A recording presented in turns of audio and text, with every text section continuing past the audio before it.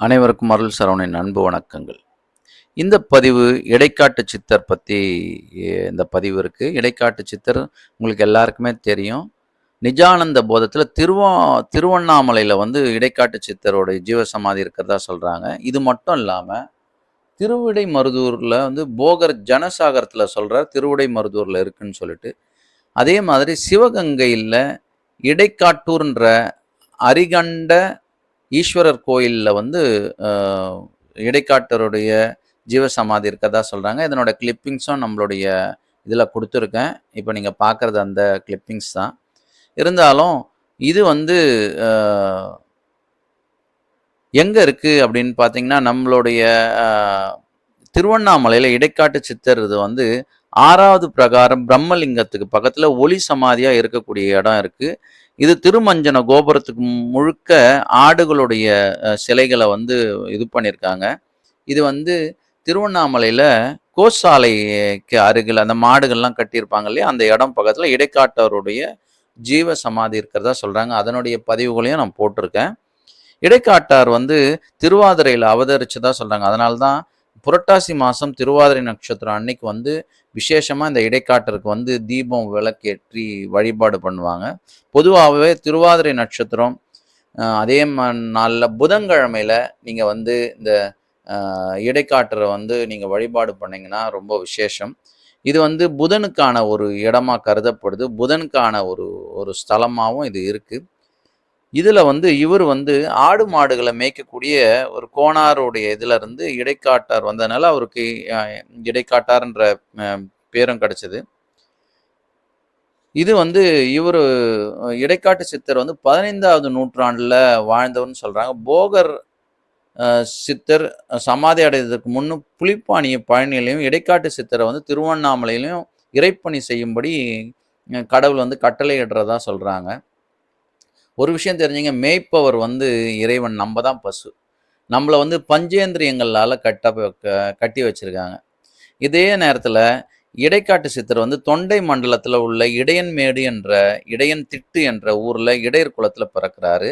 அவர் புரட்டாசி திங்கள் திருவாதிரை நட்சத்திரத்தில் பிறந்து 100 ஆண்டுகள் வாழ்ந்தவர்னு சொல்கிறாங்க. இவர் வந்து மதுரைக்கு கிழக்கே உள்ள இடைக்காடு என்னும் ஊரில் பிறந்தவர்னு சொல்கிறாங்க.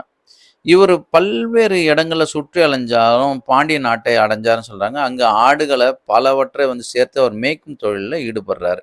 ஆடுகளை ஒரு இடத்துல மேய்க்க விட்டுட்டு ஒரு மரத்தடியில் உட்காந்து அப்படியே உட்காந்து தியானம் பண்ண ஆரம்பிச்சிடுவார். அதே நேரத்தில் இவர் வந்து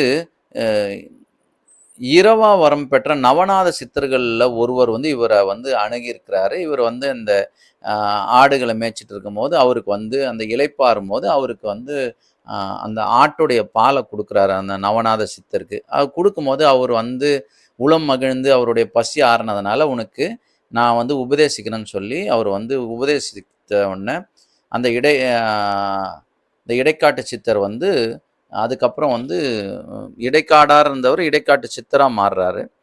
எந்த தவத்தை நல்லா வலிமையாக செய்ய செய்ய அவருக்கு வந்து முக்காலத்தையும் உணரக்கூடிய சக்தி அவருக்கு கிடைக்குது.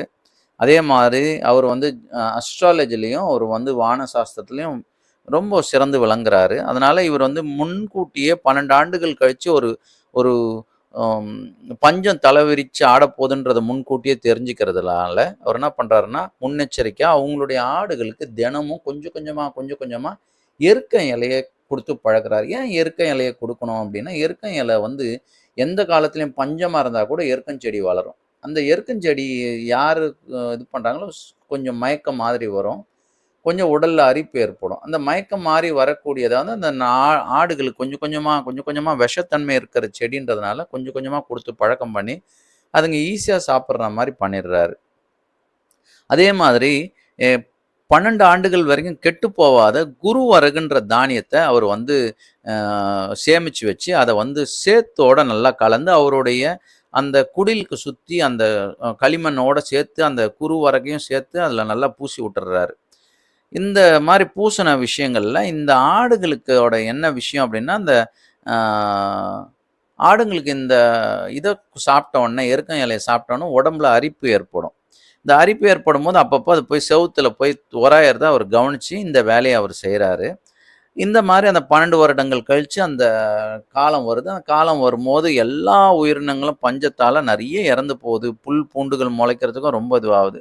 அப்ப அந்த எருக்கங்கள்ளி மட்டும் அந்த தாவரங்கள் மட்டுமே காலத்தை வென்று வளர்ந்து நிக்குது. அந்த இடைக்காட்டு சித்தர் வந்து அந்த எருக்கஞ்செடியெல்லாம் வச்சு அந்த இது பண்ணி, அ அந்த ஆடுகள வந்து வளர்த்து, அந்த ஆடுங்களும் கொஞ்சம் செழிப்பா இருக்கு. இவரு வந்து அதுங்க அந்த ஒராஞ்சு ஒராஞ்சு கிடைக்கக்கூடிய அந்த குருவரக எடுத்து சமைச்சு, அந்த ஆட்டுப்பால்ல சமைச்சு அவரும் சாப்பிட்டு, ஓரளவுக்கு அந்த பஞ்சத்துலருந்து ஈஸியா விடுபடுறாரு. இதெல்லாம் பார்த்த இந்த நவகிரகங்கள் என்ன பண்ணுது, நம்ப பஞ்சத்த நம்ப கிரகங்கள் ஒரு ஒரு சார நின்று தான் நம்ம இந்த பஞ்சத்த உருவாக்குறோம்.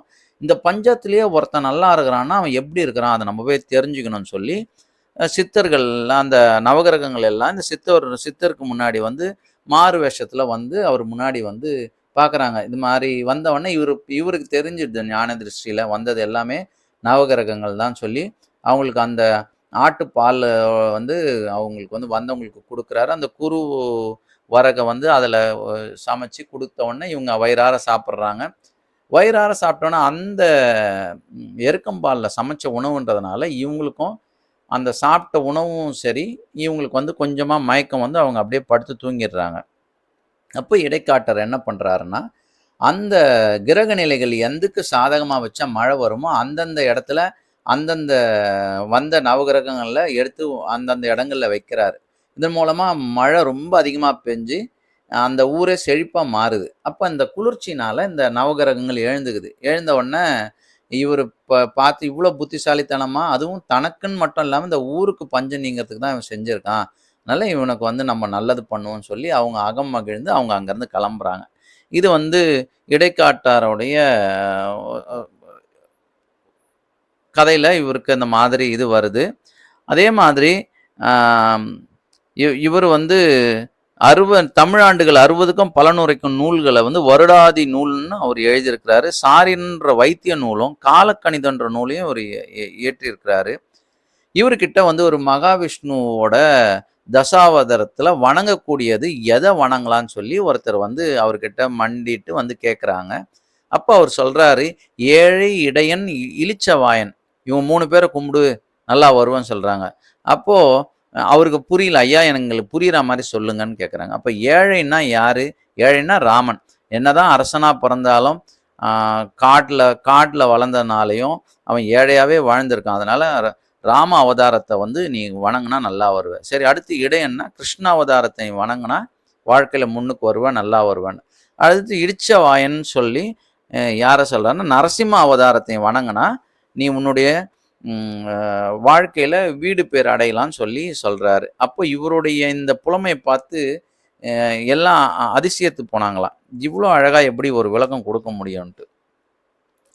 இவருடைய பாடல்களே எல்லாம் ரொம்ப ஆழ்ந்து சிந்திக்கிற மாரி தான் இருக்கும். "சினமென்னும் பாம்பு இறந்தால் தாண்டவக்கோனே யாவும் சித்தி அன்றே நினையடா தாண்டவக்கோனே" என்றார். அப்போ கோபம் வந்து பாம்பா நமக்கு உள்ள இருக்கு. அது அழிஞ்சாலே மனுஷன் நல்லா வந்துடலான்றாரு. அதுக்கு அடுத்து பாருங்களேன், "எள்ளில் தைலம் போல் எங்கும் நிறைபொருளை உள்ளில் துதித்தே உணர்வடைந்து போற்றீரே" என்று சொல்றாரு. இறைவன் எள்ளுக்குள்ளும் எண்ணெயா இருக்கிறாராம். அதுபோல உனக்கு உள்ளத்துக்குள்ள சாதனையால உணர்ந்து போற்றுங்கன்னு அவர் சொல்றாரு. இவர் தாண்டவ கோணார் ஆடு, பசு, அன்னம், புல்லாங்குழல், மயில், நெஞ்சம், அறிவு ஆகியவற்றை முன்னிறுத்தி தம் பாடலை பாடியுள்ளார். இடைக்காடரின் மற்ற பாடல்களையும் படித்து நம்ம எல்லாரும் ஆனந்தம் அடையணும்னு சொல்லி இறைவனை பிரார்த்தனை செய்கிறோம். இவர் வந்து சிவகங்கையிலே இடைக்காடர் வாழ்ந்ததா சொல்றாங்க. அவர் வாழ்ந்த இடமும் அங்க இருக்கு. அதனால அங்கேயும் தரிசனம் பண்ணலாம். மெயினா வந்து திருவண்ணாமலையில அந்த பசு இது கட்டுற இடத்துல இருக்கு. முடிஞ்சா அங்க போய் நீங்க நீங்க அங்க போய் வழிபாடு பண்ணலாம். அங்க கேட்டா சொல்லுவாங்க. அதே நேரத்துல அவருடைய இடைக்காட்டு சித்தருடைய இது வந்து, அவருடைய இதுல இடுக்கு பிள்ளையாரையும் அவரு தான் வச்சதா சொல்றாங்க. இந்த கிரிவலம் வரும்போது நீங்க பார்த்தீங்கன்னா, இடுக்கு பிள்ளையார் இருக்கும்.